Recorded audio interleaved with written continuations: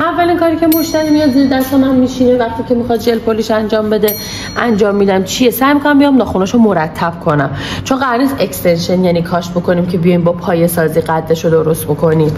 یعنی مشتری میخواد که همون دست فقط تمیز بشه. اینجا من چیکار میکنم؟ تا جایی که میتونم، ببین ناخن تو قدی نداره من بتونم خیلی روش مانور بدم، ولی میتونم مرتبش بکنم. چطوری مرتبش میکنم؟ میام بر حسب همون فرمی که روی ناخنش داره شروع میکنم به سوهان کشیدن. وقتی میخوام از سوهان دستیم استفاده بکنم، سوهان دستی برای ناخنای طبیعی من خودم انتخابم این سوهان باریکاست. این باریک‌تره راحت روی لبه ناخن میخوابه. حتی تو کاشتم یه جایی من میام از این استفاده میکنم. حالا بهت یاد میدم که کجاها. الان راحت ترین فرم، اسم فرم ناخنای تا راونده، یعنی سرگرد.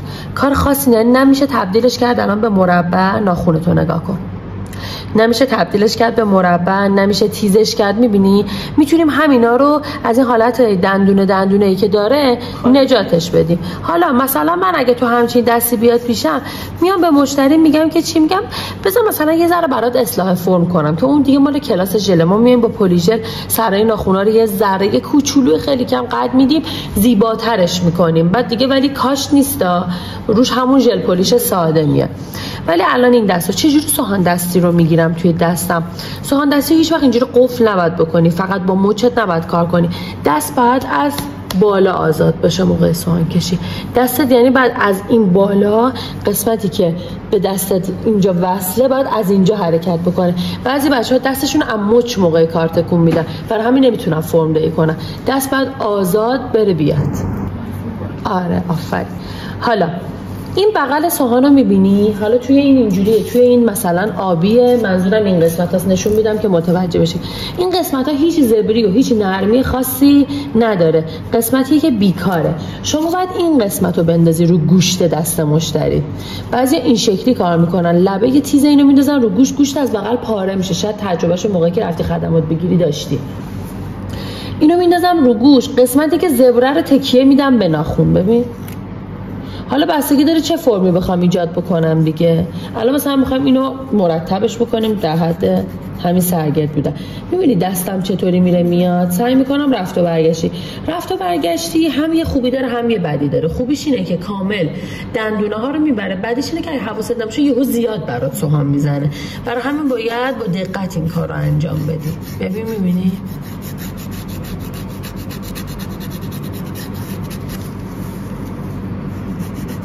الان اصلا ناخنه تو لبه‌ای نداره، اینجا دیگه گوشته.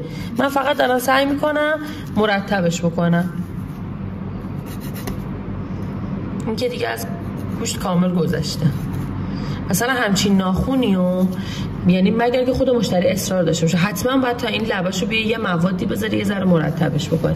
ولی همه اینا تو لاین خدمات وابسته به انتخاب مشتری، نمیتونی چیزی بهش زور بکنی. حالا میخوام بیام با سوهان برقیم، سوهان کاغذیم رو دور موتور خیلی آروم. ببین دور موتور ما از اینجا تشخیص میدیم، میبینی میخوام بزنمش روی 9 صبح. میبینی چقدر کم، یعنی چرخش سوهانت کاملا واضحه. این سرعت مناسبی نیست، این حفاری میکنه ناخن. میشه همون مشکلاتی که دیروز بهت گفتم، میرسیم به لایه هایی که دوباره خود کراتین چربی داره. پس سرعت اینو سرعت کمی میذاریم که کامل چرخیدنش مشخصه. در این خودکار میگیرم تو دستم، انگشت کوچیکمو تکیه گاه میکنم، حالا یا روی بغل دست خودم یا بغل انگشت مشتریم. خب ببین میبینی حالا این اینجا راحت تکون میخوره. میام چیکار میکنم؟ میخوام این قسمت رو ماتش بکنم. این الان چقدر براقه دستمو ببین. حالا ماهایی که حرفه‌ای تریم رفت و برگشتی اینجوری میزنیم زودتر به نتیجه میرسه. ولی رفت و برگشت حکم جارو برقی کشیدن رو داره. در واقع تو وقتی میکشید جارو برقی سمت خودت برای تو آشغالی و حالا الان درست تو ذهنم فکر کنم میکشی سمت خودت جمع میکنه، میکشی سمت بالا جمع نمیکنه. خب درسته چون خلاف جهته، ولی همون باعث میشه که زودتر به نتیجه برسی. حالا تو اینم اوایل کار اصلا مهم نیست، شما فقط برو، بعدا خودت این شکلی ناخودآگاه سوهانش میزنی. من الان فقط رفت میزنم. میبینی از شکم از بدن سوهانم استفاده کنه، نه لبه این نوکش، از کلش. ببین خب حالا الان یه قسمت‌های اینجا براقه. بعضی از ناخن‌کارا میان با این گوشتا رو هل میدن عقب. این اشتباه ترین کاره. ببین دست مشتری تو اینجا میچرخونی، از سمت خودت میگیری، این دیواره رو میکشی سمت بالا، میچرخونیش دوباره اینجا رو میکشی سمت چپ، دوباره میچرخونی اینجا رو میکشی سمت پایین. چرا اینو بهت میگم؟ برای همین ناخن‌کارا به مشتری میگن دستتو شل کن. به خاطر اینکه دست وقتی شله راحت میچرخه، بدون اینکه تو وارد قسمت‌های مهم انگشت بشی، بدون آسیب میتونی سوهان بزنی. حالا فکر کن من اینو دارم میزنم، الان میخوام اینجا رو بکشم، تو دستتو اگه صفر کنی نچرخونی، من مجبورم این دستو بچرخونم، این آخر میره رو گوشتت. ولی وقتی اینو بتونم راحت برگردونم، میبینی نه تو آسیب میبینی، نه من دستم درد میگیره، نه لازمه که کار خاصی انجام بدیم. یعنی باید دستت با دست مشتری تو با دست خودت هماهنگ کنی. حالا بعضی مشتری هستن خوششون میان دستشون رو میچرخونن، نباید این اجازه رو بدی، چون حرکت دست تو رو عوض میکنه، یهو دستت میچرخه میره روی قسمت‌های حساس انگشت. میبینی من دستمو توأم با حرکت سوهانم میچرخونم، این دارم میکشم سمت پایین. هر وقت دیدی اون ماتی که میخوای و نمیده، قبل اینکه تصمیم بگیری این ناخن چرب هست یا نیست، سوهانو یه دور به سمت خودت بکش، اصولا مات میشه. توی یکی از روش‌های خیلی قدیمی که ما آموزش میدیدیم میگفتن که اصلا شما سوهانو موقعی که میخوای خط و خش و ناخن طبیعی بکشی، حالا اون موقع چی بود با سوهان دستی کار میکردم، گفتن اینجوری خش بنداز، کراتین کمتر آسیب میبینه. اینجوری یا اینطوری گفتن اینجوری بکن. اون متد خیلی متد اروپایی بود. اروپایی‌ها خیلی تاکید به این دارن که هیچ گونه آسیبی نباید بخوره. برای همین خیلی کاراشون وقت مثلا میذاری بغل کار روسا یا حتی ایرانی‌ها، اون تمیزیه که تو دنبالشی رو نمیبینی. الان اینجا نگاه کن، یه ماتی داری میبینی، درسته؟ ما به ماتی که میخواستیم رسیدیم. با یه فرچه میام این گردا رو تمیز میکنم، میخوام برم سراغ مانیکور انجام بدم. توی مرحله که میخوایم مانیکور انجام بدیم، میایم که پوشر چوبی برمیداریم. خب پوشر چوبی اونو شاید دیده باشی بعضی ناخن‌کارا اینجوری کار میکنن، ولی اشتباه. دست باید بچرخه به سمت کج، سمت راست رو به سمت راست باز میکنیم، اینجا رو نگاه کن، سمت چپ رو به سمت چپ باز میکنم. حرکت دستمو ببین، میشه این، ببین دیدی؟ این باعث چی میشه؟ باعث میشه شما وقتی میخوای پوستتو تو وهله اول باز بکنی، مجبور نشی با سوهان برقی بیای رو بستر ناخنتو فشار بده تا این پوست خودشو ول بکنه بیاد بالا. کمکت میکنه. ببین حتی اینجوری هم میشه کار کرده. میبینی باز دارم از بغلش استفاده میکنم.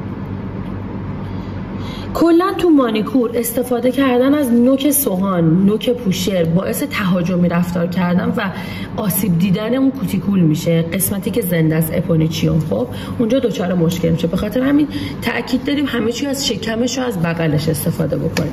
حالا الان میخوام چی کار کنم؟ ببین ناخن تو وهله اول اون کوتیکولا که به توضیح دادم اینجوری خوابیده روی انگشت. الان ما با پوشر اومدیم یه ذره اینو شلش کردیم. با سوهانی که برمیدارم میخوام اینو از این حالت خوابیده روی ناخن یه ذره بیارمش بالا. یه ایرادی که ناخن‌کارا دارن تو این مرحله، میگه ای چه مانیکوری کردم، اینا باز شد، شروع میکنه به قیچی کردن، شروع میکنه به آپارات زدن. بعد مانیکور تمیزی نمیشه، با اینکه فکر میکرده تمیزه، ولی خروجی براش خروجی نداره که بتونه لاک ژلشو از ریشه بزنه، بتونه کاشت تمیزی بزنه. بعد این مرحله تو با یه سر دست منو نگاه کن، با یه سوهان دیگه باید اینو بیاریش بالاتر. وقتی اومد بالا اینجا یه شکم باز شده. خب یه این جیب مرحله بعدش میشه جیب سازی. تو جیب سازی از این حالت میام پوستو اینجوری میکنیم، میام هر چی توی این جیب این وسط مونده رو کامل خالیش میکنیم که الان بهت یاد میدم. بعد اینا رو برمیگردونیم بالا، اون موقع ریمووش میرسه.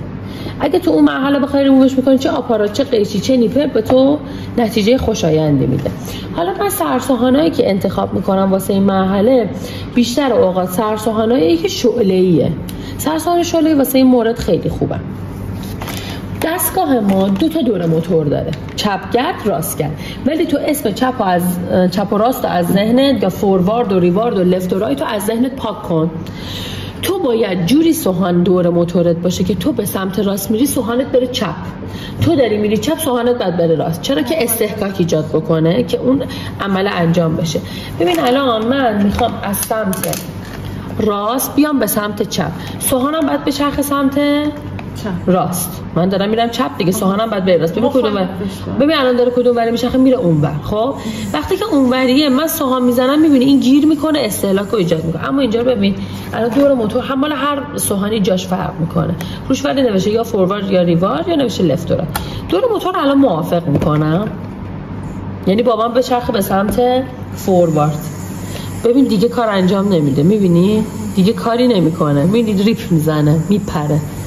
نگاه کن میبینی بازم باز نمیکنه کارو، ولی وقتی میزنمش رو دور برعکس میبینی راحت میتونم باش کار انجام بدم. حالا توی این مرحله من میام ناخون رو به 2 قسمت مساوی تقسیم میکنم. این سرسوهانی که برداشتم و وقتی گذاشتم تو چفتش کردم، انتهای هند پیست باید بچرخه به سمت وری که خودت میخوای سوهان بزنی. الان من میخوام کار بکنم، خیلی ناخون کارو شاید دیده باشی، این مدلی مانیکور میکنم. این اشتباه. مانیکور اگه سمت چپ رو قراره باز کنی، دست به هند پیست باید بچرخه به سمت چپ و نباید نوکش، باید از شکمش استفاده کنی اینطوری. حالا میخوام راست تا باز کنم، دور موتورم رو عوض میکنم، دستم تا الان رو شو داری میبینی درسته، میچرخه کفش رو میبینی، اینجوری باز میکنم. دستتو شل کن، ببین اینطوری. ببین از بغل سوهانم استفاده میکنم، میبینی با نوکش نمیام این شکلی بکشم، از بغلش میکشم، این شکمشو میزنم اینجا.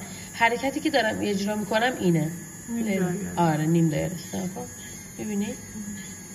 خب اینجا اون سینوسه رو رد کردم که دیروز با هم حرف زدیم. میرسیم به اینجا، به اینجا میگن چی؟ سایدوال. توی سایدوال دستت از حالت کج یه ذره صاف بکنی، ولی نباید صاف 100% بکنی، بازم حالت اوری به خودشو داره.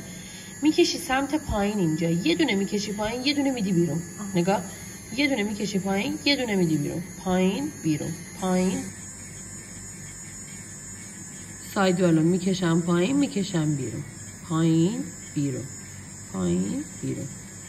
یعنی تمیز شدنش اینجا کاملا مشهوده. بعد میبینی دارم از شکم سوهان استفاده میکنم. میتونی دستتو این وری هم بچرخونی، ولی اوایل کار این کارو نکن. بذار تصور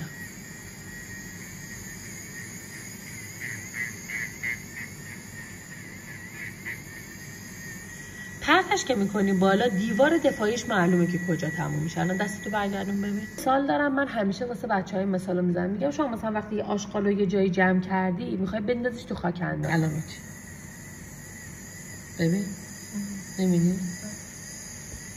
وقتی میزنه زیرش پرتش میکنی بالا، خودش با آرومی ریموو میشه.